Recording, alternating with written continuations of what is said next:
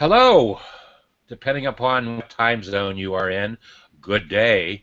And this is Small Biz David, and we are here dreaming with entrepreneurs in Google Plus, and especially uh, fortunate today to be sharing an HOA with an individual who was one of the very first folks that I featured as an entrepreneur when I first started doing HOAs, oh, a year and a half ago, 2 years ago, whenever. And I don't know if you remember that. Well, yeah, I remember you remember the HOA, Brooke, but you were one of the very first ones, if not the first one, that I produced way back when. So welcome. And as I mentioned to you, as I see where you are sitting now, you were sitting in the middle of Manhattan someplace, and now you're it's a much more quiet life that you're living right now. Yeah, quiet and empty.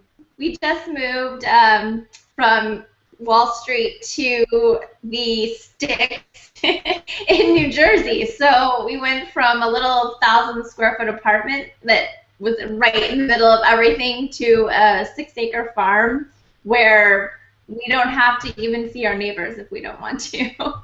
But I'll bet you cook, you make stuff for your neighbors, don't you? I'll bet, living out in the country, I'll bet you do that.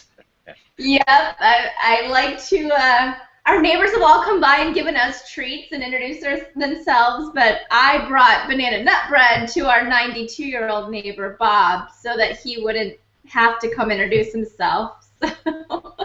Brooke, what's happening in our lives today that there's too little of that kind of interaction between human beings going on? And it has to do, it's got to have something to do with technology and social media. I mean, that has to play into the answer. What do you think's going on? I think definitely, technology and social media and mobile phones have decreased the amount of that real life social activity. But I find personally that if you don't include that real life stuff in your life, that it all feels very hollow. I have great relationships with people online, but that it's not enough to fill my life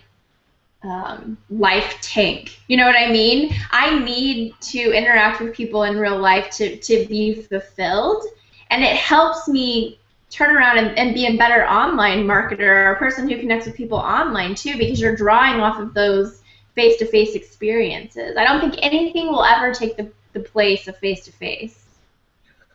Okay, you just made a great statement, and here we are. I've been doing the marketing and sales thing for over 40 years. How long have you been doing the marketing and sales thing personally? 10. You got me beat.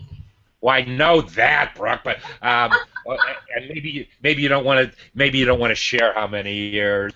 The point, and the years aren't well. The years relate to experiences. I mean, I've had thousands of marketing and sales experiences over the years, and it's been a wonderful wonderful career. But where I'm going with this is that some things in life never change, and it's probably a really good segue into a discussion of marketing and sales today, because that's where you are with your business model. My business model, which is over 40 years, is marketing and sales. That's the theme that has carried me throughout my entire career.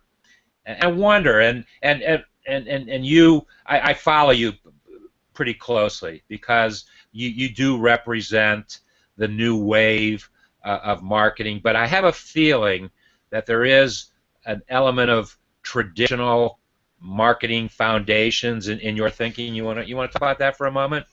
Right. As much as I love online marketing, and that's really what we do, we don't necessarily do traditional type campaigns. Our tagline is think conversation, not campaign. And that, I think, is rooted in traditional marketing, because a lot of people saw social media as another avenue to advertise, talk about themselves, sell their stuff, and that's not how I view social media at all. I think the conversation component and the ability to build relationships without boundaries, right, physical time and space boundaries, is what makes social media so special. And so for me, it's taking the ideas of traditional marketing, which are word of mouth and recommendations and referrals, and combining that with some actually traditional theories. You know, to get nerdy on you for like 2 seconds, my thesis work with Penn State was about the social penetration theory. This was a theory that back in the 60s, 2 social psychologists came up with, Altman and Taylor, and they said the way that you and I build relationships is through disclosures. So, David, if you and I want to build a relationship, I'm going to disclose information about myself to you, and if you align with or like or agree with those disclosures, you will then disclose information to me. And as we build trust and build a relationship, the disclosures get deeper and deeper and deeper, thus forming eventually a very trusting, tight bond, right?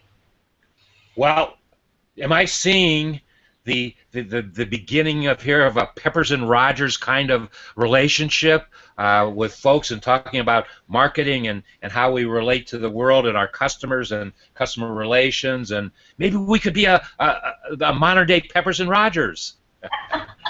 Yeah, but I mean, the modern day side of that theory, which was formed in the 60s, like I said, is that online, on social media, without the physical face-to-face boundary, you can use disclosures to build online relationships or build trust with your consumers or figure out the buying patterns of your consumers.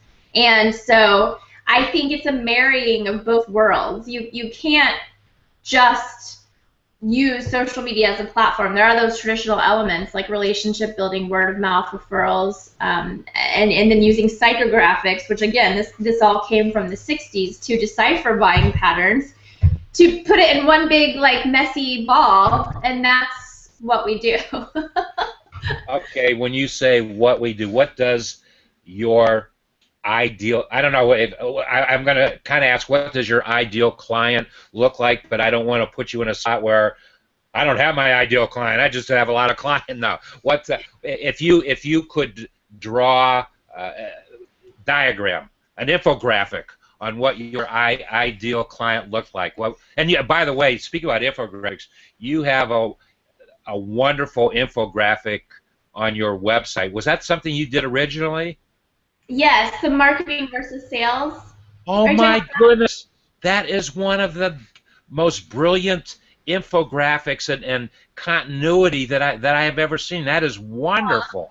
We need to put a link to that in this event stream. Okay. There's so much stuff there, and I've got it bookmarked so I can go back and read it again.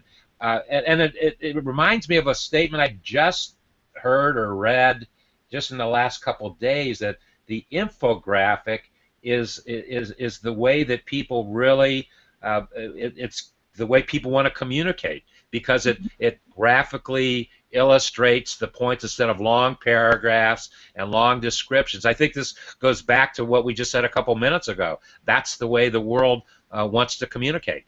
Right, it's showing versus telling. I can spend all day telling you about that infographic and describing all the things, but you can take 5 minutes to visually soak it in and understand, you know, the point that I was trying to make. And the point that I was making is everybody's always talking about marketing and sales, the difference, how they align, and I just thought I needed to put my own stamp on it because, you know, I thought a different viewpoint on how marketing and sales align and how they're different. You've got 30 seconds to present how marketing and sales align. Oh, this is why infographics are so amazing, because I don't think I could do it in that amount of time. But essentially, you know, marketing and the way the infographic presents the information is always going to have the brand's back. You know, if I could just boil it down to one statement, it's always about branding with marketing. And with sales, they're more customer-centric. It's always about the consumer or the customer, or good salespeople anyway. So there's a big gap there, obviously, thinking branding and then customer-centric, or brand-centric, customer-centric. But if you can align those two things and think about being brand-centric and customer-centric and working together, that's why it's so important for marketing and sales to align and to come together and work together. So that is, in fact, one of your main themes. You, Brooke's main themes is that they must align. Yeah, must. Again, that's my opinion. I know I'll get some arguers or people who want to argue with me, but you're not going to get an argument from me on that one, because I agree with that 1,000%. One of the most fascinating clients that I've had in my life, I mean, they were a large client. They were 750 a chain of 750 convenience stores. wow. And I took them into direct mail back in the 80s. They couldn't find, because they were 750 and they were spread among, I don't know, 17 states or whatever, they couldn't find, back in those days, a way to tie all their stores together. Some markets television worked, some markets radio worked, some markets newspapers worked better than others, and they couldn't find that mix. But you know what? Direct marketing back in the 80s was the thing that made it work for these guys. Now, they were the most disorganized company I have ever seen in my life, and because they gave me so much power, if you will, to go in there and bring marketing and sales together. My major client there was the VP of marketing, but sales and marketing reported to this guy. And the very first time I walked into their offices, there was a sign on the door, a little sign that said marketing and sales. I have never, ever seen that in any other client office. And they were disorganized, but they had the farsightedness, if you will, to integrate those two things, and we found the solution in direct mail. How about that? I love it. I think that's so smart because, you know, I think even today, major corporations and brands are still working their own separate silos with sales and marketing. And I don't understand that approach. What would you do if one of your clients said, Brooke, what do you think about direct mail? What would Brooke's response be? I think direct mail still has a place.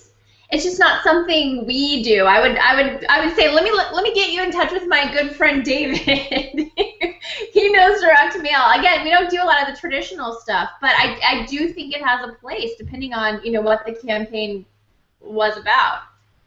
I'm gonna test some direct mail this year. I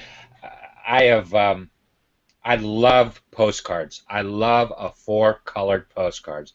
I think it's the most powerful marketing tool ever created. And when the print people and technology people got together and they created the QR code, which now you could deliver a piece of direct mail, a postcard, have a QR code on it, and take you to a website.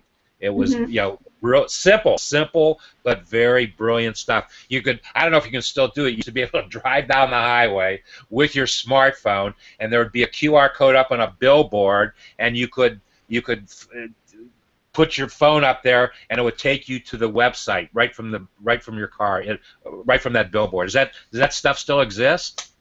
Yeah, it still exists. I think the disconnect, in my opinion, between that taking off in consumers today is that it's still too hard. I think as we move into augmented reality with mobile phones, and where the augmented reality is built into the phone, so that literally you pull up your camera, which everybody knows how to do, and it reads the QR code and brings you to the website, or you know. Literally, they're working on things like where you can point your camera at a hotel and their available rooms would pop up, in green, and you could click on it or, touch it on your phone screen, and it would pop up the price of the room and allow you to book right there. That is really exciting. I know we're far off from it, but I think once we make it that easy and that connected, all consumers will be able to utilize the technology. Whereas now I think only a select few of consumers are utilizing QR code technology. Can I throw out an OMG right now? Yes. You just taught me something. You just taught me something that I never knew, and it's a technology thing. I have had 4 iPhones for the last 6 or 7 years, whatever, and I just came to the conclusion in my life, I am connected all day long. I'm like you and I right now. I do this all day long. When I get away from this area, I don't want to be connected. So I bought the dumbest phone I could possibly buy, and I only use it for. There's only 6 people that know the phone number. Awesome. But are you telling me I can take that dumb phone and in my camera functionality I can read a QR code with it? No, probably not with the dumb phone. And not even with like my iPhone 5 right now. I'm saying that's the way the technology is moving. See, yeah, that's what I'm saying. There's that disconnect right now between QR codes because you have to first know about QR codes, second, download the technology onto your phone, the app that allows you to read the QR code, and then be cognizant of, yes.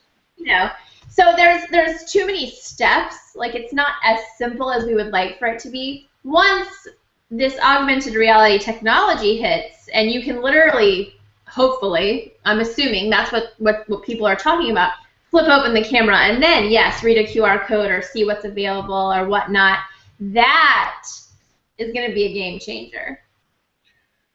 And if it's not available, it's going to be available. So because that's you just stated a need for it. You've just stated a need that we need to move in that direction because it connects the consumer, the end user, with more closely with whatever it is they need to get connection to. Yeah, the more seamless the UX or user experience, obviously, the better for both sides, right? More consumers will use something that's seamless and easy, and then they'll sell more, and then more users will use it, and then it will become integrated into our everyday lives. The simpler it is, the more it will spread or grow or get adopted, the adoption rate, conversion rate, whatever you want to call it. Okay, shifting gears a little bit here, and I started to ask, and I didn't complete the thought. If you had to, well, what is your favorite thing to do in marketing, and if you could do it all day long, what would it be? Without a doubt, teaching or speaking, those are my favorite parts because I love the aha moments. I love teaching someone how to do something or giving them ideas that they can go and implement on their own. That's by far my favorite part, by far. Teaching, speaking, educating, webinars, those kinds of, even writing blog posts because I try to make mine pretty educational, so that's definitely my favorite part. Well, you do an outstanding job on your blog posts, and it's kind of interesting. I don't like to write necessarily, but I write an outstanding business letter and a cover letter. I can do those extremely well, but I like to do videos, and so instead of sitting down and writing a blog, which would take me maybe an hour and a half to do and do well and do right, I can do a video in 10 minutes, 15 minutes, post it, do it as an HOA, so it goes into my Google Plus stream, and then when it's done, it goes up to my YouTube channel. I mean, and that's efficiency, and I'm getting. integration that we were just talking about. Your user experience with that is much less stressful than going and writing a blog post. I totally get it. More people have asked me why I haven't started a podcast or done some sort of video series than I can even count.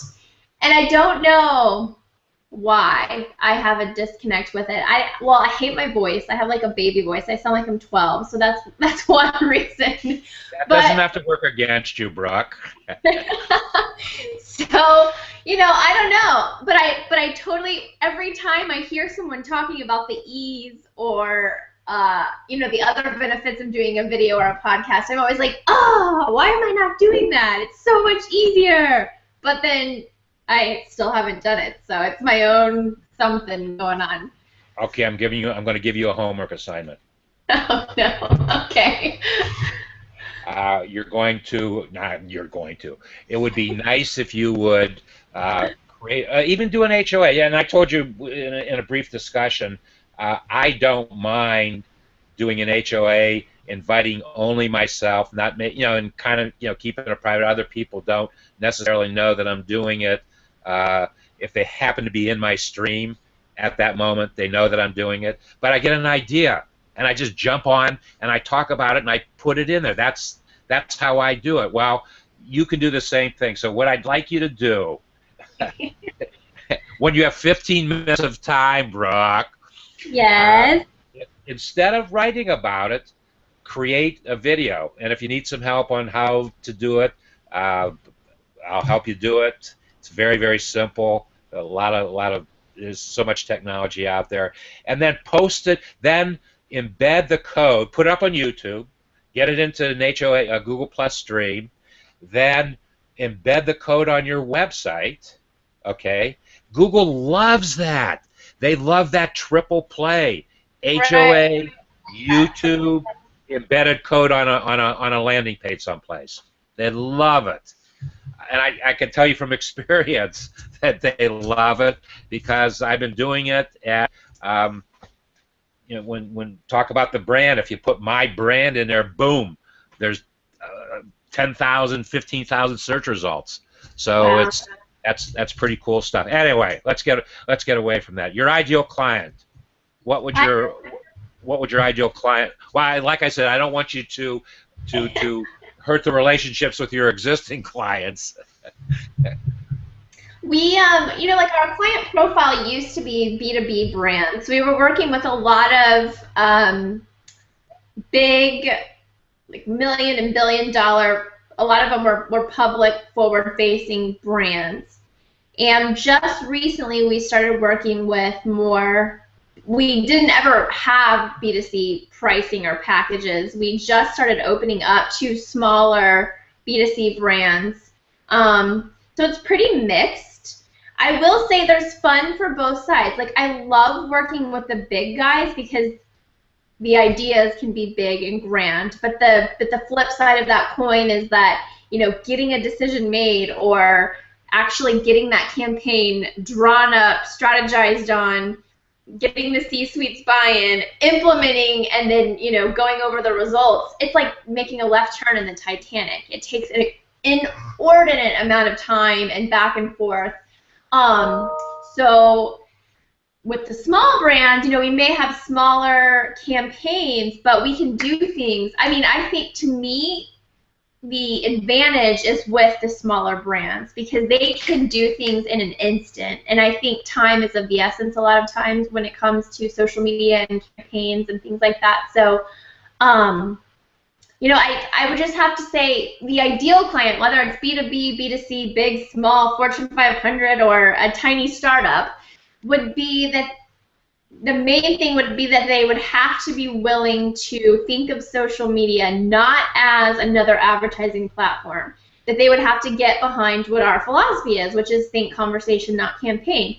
They have to be interested in building those online relationships, having conversations, trying to understand their consumer versus just pushing out gobs and gobs of information about themselves or, kitten memes or like quotes from Zig Ziglar. I mean, it's all, can I say a bad word? It's all BS. I won't say that more, but it's just total BS. I think that stuff's like that fluffy stuff. It gets on my nerves like no other, because they're like, oh well, memes work because I got 500 likes on that dog, thing that I sent out. And I'm like, that's really fabulous. And how many of those 500 people that liked that know anything about what your brand does based on that meme, or are going to buy from you based on that meme? It's 0%. Seriously. So, anyways, that was my soapbox moment. I think, again, just having a client that understands that it's more about the relationships and less about like the advertising and sale type mentality is the ideal client. There's another member of our community, our Dreaming with Entrepreneurs and Google Plus community. His name is Dan Krask, and he actually lives here in Cincinnati, and he's a brand guy. And I want to get the two of you together because I think you'd have a lot of interesting kinds of things that you could share with one another. He's worked with big brands. He's now totally focusing on smaller brands, startups. You've used both those words already, and I think there could be some interesting dialogue between the two of you. Yeah, we should do a hangout. That is, you know what, we are going to. Thank you for suggesting it. We'll have a lot of fun. He's a really nice guy, and his background is, I think, was some very, very large. Well, Cincinnati is kind of the home of branding. I mean, because of Procter & Gamble being corporately located here, there's a lot of branding activity, big time branding activity that goes on in this city, and Dan's been a part of that, but I know too he's helped some startups. So, okay, one last topic of discussion. You and I could talk for like forever. Forever. You made some comments in a blog post a couple weeks ago or last week about email marketing, and email marketing has always been a fascinating thing to me. I used to do a good bit of it. I do no email marketing. I communicate by email, but I don't do email marketing. But I've noticed of recent, there's a few folks who have done a lot in Google Hangouts on Air, and they are using email marketing, creating newsletters, working their HOA into that newsletter. Well, you've been doing a little bit of that yourself. You've created a newsletter, and I have no idea how big your list is, but I'd say small comparatively. When you talking earlier, like we were about people like digital marketer and things like that, and they have like hundreds of thousands of names. I would say ours is relatively small, but I'm okay with that. Because for me, it's not about size. It's about how many people are actually opening and clicking, and we get over on average, our opens and click-through rates and all of that are over 50%, which I'm very happy with because that's above industry average. Way above industry average. Well, what's your secret then? What's your secret sauce without giving away your secret sauce? I mean, if you read my blog, my secret sauce is splashed all over the pages. I really have nothing to hide. I think it's a combination of things. I think, and a lot of these big, huge email marketers would tell me I'm doing it wrong because I only send out that newsletter once a month. I try not to send something out I don't say something to say something, essentially. So I know once a month the newsletter is going out, and it's value packed. I try to give tool tips. I try to give amazing articles to read. It's all basically surrounding a certain topic. So the topic could be social selling for the month of August. And so I'll share tools for social selling. I'll share, some of the best articles I've seen for social selling. I will always have some element of storytelling. So the beginning always has something that tells a story and tries to humanize the B Squared brand. So it'll be my experience with social selling. And I segment. I think, a lot of people don't segment their lists. I think they just blanket send. They don't have, so their list is like one big giant list. So anytime you have a promotion or a webinar or a newsletter, no matter what they're sending out, they're sending to the same 3,000 people over and over and over again. And they're often doing this like every week. And then they wonder why their open rates are, less than 20% or even worse. And I think it's because A, it's too much, and B, they may be giving value, but they're not divvying that value up. So for instance, if we have an upcoming webinar, I have people who have expressly told me they are interested in online trainings or webinars. I have them tagged in our system so that when I have an upcoming webinar, I'm not sending to my entire marketing list. I could, and some people might, but I don't. I send to the people who told me they are interested in online training and webinars.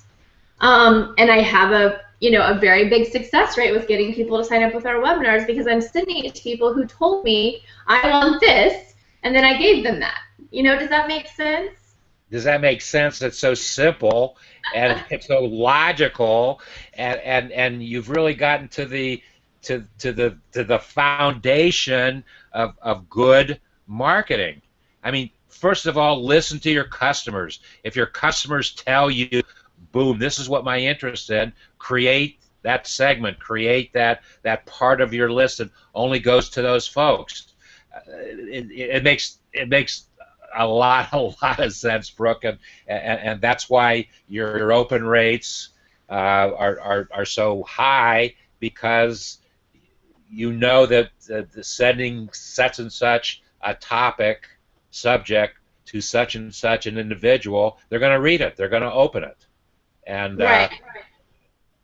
I wonder if that same mentality, I don't know. I don't think, well, I know the answer to my question, but there's always been people, a lot of folks are focused on how many followers I have. Oh. And that has never been a big part of my thinking, because I want to be engaged with all of my followers. Yeah, I literally have a blog post coming out tomorrow, and one of the images that I created for the post says, if with social media, if you're focused on size, you're doing it wrong, because there's actually a report. Technorati Media did a report. It was like a year or two ago. And they actually polled consumers, right, the people who were trying to get to join these communities that we have.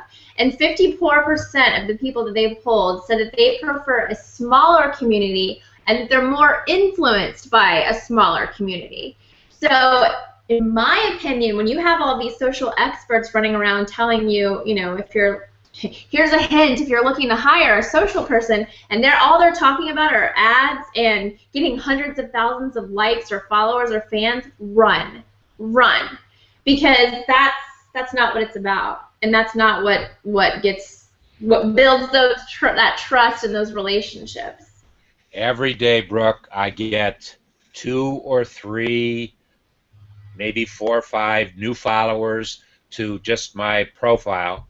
And I get 2, 3, 4, maybe 5 new folks joining our community, and that's all that I need to see, because it happens every day, day in and day out, and it gives me an opportunity to engage with 2 or 3 people at a time, and in my case, I'm going to say 95% or more is what I call organic. It just happens. I'm not trying to make it happen. It just happens. Yes, totally. I'm with you. We're there. So, yeah. But, I mean, obviously you want growth. You can't be stagnant. But I just think there's been so much emphasis on this whole, like, vanity metrics. We'll get you 10,000 followers, and that's why we're going to make you successful. And I'm like, that's, again, BS. Like, I call BS. I'm a very astute BS meter, and my meter is, like, off the charts when I see things like that. So, Brooke, I have community meetings for Dreaming with Entrepreneurs and Google Plus once a week, and I don't think I've had any more. Well, we've got we've got 300 and almost 375 members of the community. Okay, and I never get more than 5, 6, 7 people come to a community meeting, and it never bothers me because you know what? Every single community HOA that I have done for this community, there's some type of small business, at least one new small business collaboration that gets into place, and That's all I want. that's Yeah. all that matters. That's all that matters. Just one good thing happens out of bringing folks together, bringing small business owners together. So I get you. I think that's return on investment, and it's maybe not the type of return on investment. You know, it could be a soft investment, or maybe it does turn into a solid investment if it's, you know, something monetary or time saving, or, you know, revenue wise comes out of it. But you're like doing all the right things. Like, I guess that's why we get along so well, is because we have a lot of the same viewpoints, and I just wish more people had that line of thinking. yes and no, because there's plenty of growth and development for us to do, Oh yeah. and more so for you than me, Brooke, because you've got more years to do the stuff. But we engage. Something good happens. If it happens to one person, that's been a great day. It's been a great day that something good has happened for one person, and I don't know that it runs contrary to what's happening in the world today, but thank goodness that you and I aren't going to ever lose sight of that. Nothing is going to make that change. Well, I think the coming years will leave behind a lot of the fluff and vanity metric marketers, because I think for online media to be able to grow and adapt and evolve, it's going to have to, you know, meet in the middle. It can't be all fluff, and, you know, it's nearly impossible to be all hard return on investment, dollar for dollar, because we're talking about building relationships and trust, and there is no, you know, definitive dollar for dollar return on that. So we are going to have to shift, though, towards the middle of that scale, and so I think a lot of the amateurs are going to get left behind in the coming years, which is a good thing, I think, because we have to grow and we have to evolve. Yes. Well, as I said, you and I could go on for hours, and you've got some specific goals and objectives to get accomplished today, and I'm getting hungry. I need to eat some lunch, or boy, would I like to have a banana muffin right now, banana nut muffin. I gotta figure out how we can ship some to you, because I make some mean banana nut muffins. Let me tell you. What does Bob have over me other than he's your next door neighbor? That's it. Well, that's it. And maybe his age. I mean, he's 92, so I feel like I need to, like, reach out and help Bob out. That was so cute, and to have something like that happen, those kind of events make a day. Oh yeah. Well, so our audience missed that, but for those of you guys that are listening, when we were talking in the green room before we went live, my 92-year-old neighbor, Bob, who I had made banana nut bread, came over to return the container and say thank you. And when I looked outside, I was thinking, oh gosh, that's a long way for Bob to walk. He was driving. So yeah, he's my 92-year-old neighbor, Bob, who still apparently drives. I got a production idea for you, Brooke. If you ever get into doing HOAs on any kind of regular basis, you could have your opening could be who's going to walk through that door and do an HOA with you. How cool is that? Or like deep thoughts with Bob. Yeah. Like Bob, because Bob, I'm sure, has like 92 years worth of amazing advice. Sure. Sure. Well, thank you for taking your time today, Brooke, and it's been it's always a pleasure to speak. It's so refreshing to see that there are folks like Brooke Ballard in the world today, and really bringing true bottom line meaning to marketing and sales, because you know what, that's the common thread that runs through any small business. I don't care what it is. I don't care what their brand is. We're in business to market, and we're in business to translate that marketing into sales. And so we've got to do what we've got to do. And thank you for sharing your enthusiasm, your knowledge, your wisdom, and I look forward to the next time that we can do an HOA. Yeah, for sure. Thank you so much for having me today. And let's definitely get together with Dan and some of the other people you mentioned and do this again. We'll do that, and I want to thank anybody who has taken the time to view this either live, and not too many live folks, but there will be recorded. I'm sure folks will watch the recording because we're going to market this. And if you have a question of Brooke or myself, just put it in event stream. We will be notified that you commented in the event stream. And I can guarantee you that one of the two of us will give you a response to whatever your concern might be. For sure. Thanks to Brooke Ballard. My name is Small Biz David, and I look forward to seeing you the next time, which may very well be the best time.